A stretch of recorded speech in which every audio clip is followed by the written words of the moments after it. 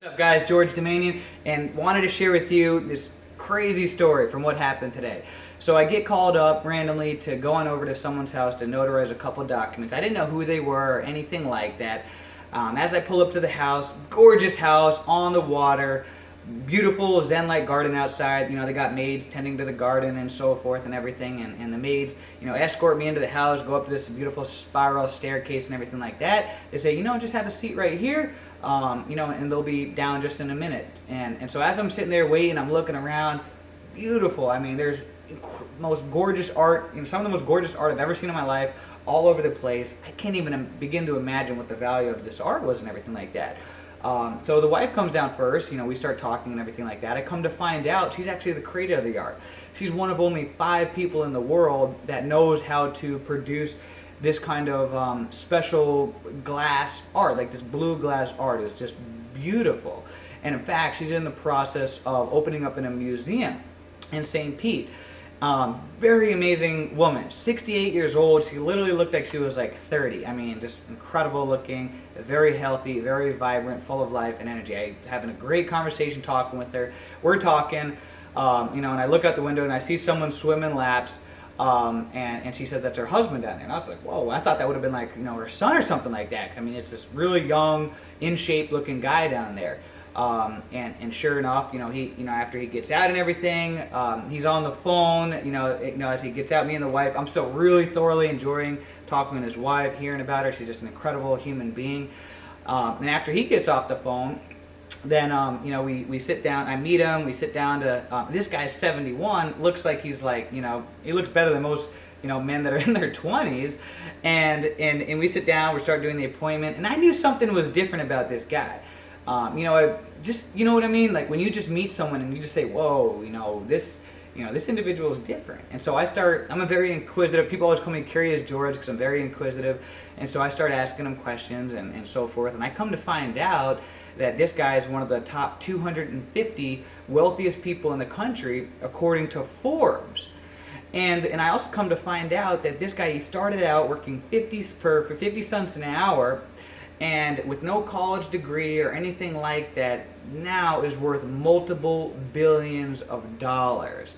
And in chatting with him and stuff like that, I was asking him some books that he recommended and things like that. I was really picking his brain. We were going back and forth talking about, he was telling me he's huge in self-improvement. I was telling him I am as well. And I was talking about a book, 10X by Grant Cardone. Because he kept saying that 10x in his conversation, so I said it reminds me of a book called 10x by Grant Cardone, and he's like, oh, Grant Cardone, and I was like well, I've read his book before, and I and all of his books actually. I'm a huge fan of Grant Cardone, and he's like, oh wow, yeah, I'm good friends with them, and I was like, what? And I come to find out that that's literally who he was on the phone with before. He's like, yeah, we just got off the phone, we talk all the time and stuff like that. He's one of my really good friends. In fact, he's going to be here next week. We're going to be hanging out, and he actually said I could come to lunch with him and Grant Cardone next week, which I'm really excited about. If you don't know who Grant Cardone is, he's a legend in the sales industry, motivational speaker, a teacher to entrepreneurs, to sales professionals, and so forth. But I want to share with you, the top 3 things that I really learned from this guy, one of the richest people in the country, an entrepreneur, someone mega successful, and that really had an impact, and from his wife as well, who was also incredibly successful. This appointment that was only supposed to take like 10 minutes ended up going 3 hours long because I literally was sitting there picking his brain. And so, I learned a lot, but just to break it down into the 3 of the most powerful points that I learned was that, one, he told me that one of the most valuable skills that anybody can learn to become more successful in life, no matter what they want to do, is to master the art of communication. And that really kind of surprised me. That's what he said. He said communication.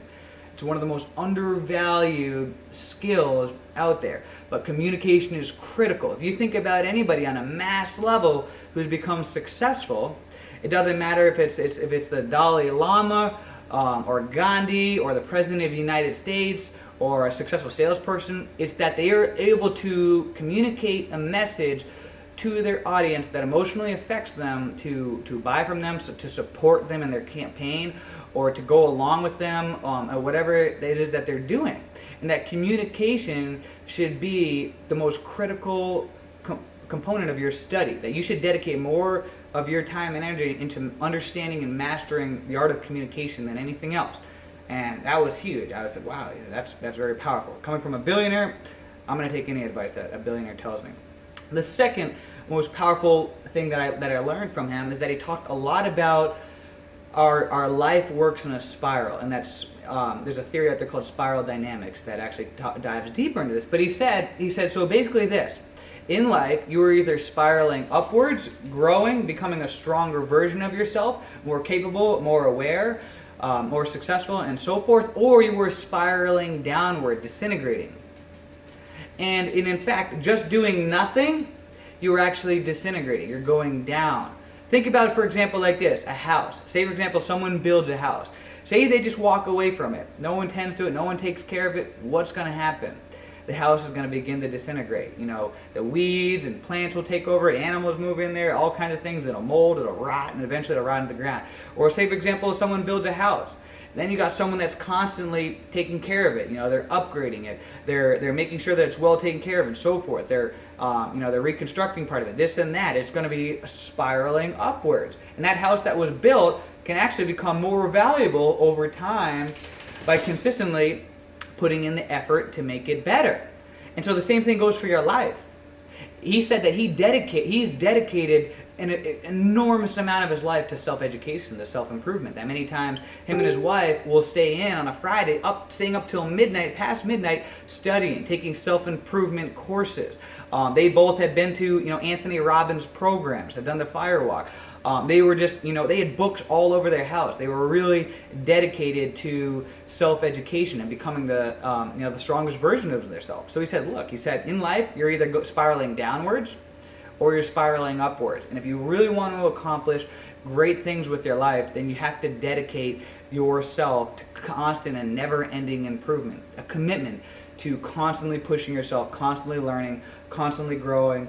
That way you're constantly spiraling upwards. Because if you're just stopping and you're just kind of just floating along, it may seem like you're just not doing anything bad or whatever, but you're actually going down. You're actually spiraling downwards. So that was really deep.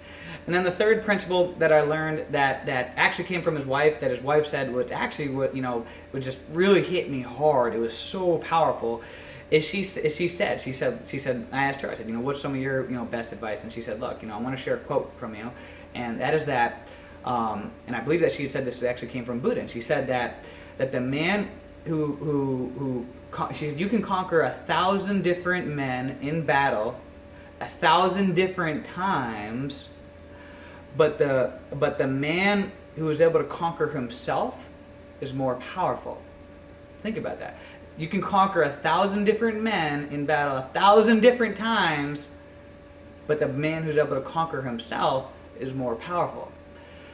And think, for example, somebody like Robin Williams. I loved Robin Williams. I mean, the funniest guy ever. I mean, his videos his movies and stuff like that made me crack up. Such a talented human being. Conquered the world, had everything he could ever imagine. Yet he hung himself. Why? Because he hadn't conquered himself. And so no matter how much success that we accomplish in our life, if we can't take the time to conquer ourselves, then it doesn't really matter. So take the time to conquer yourself, to develop that peace within yourself, that no matter what is going on in the outside world, it doesn't matter, because if you're successful inside, then it doesn't matter. And then the outside world can't hurt you. If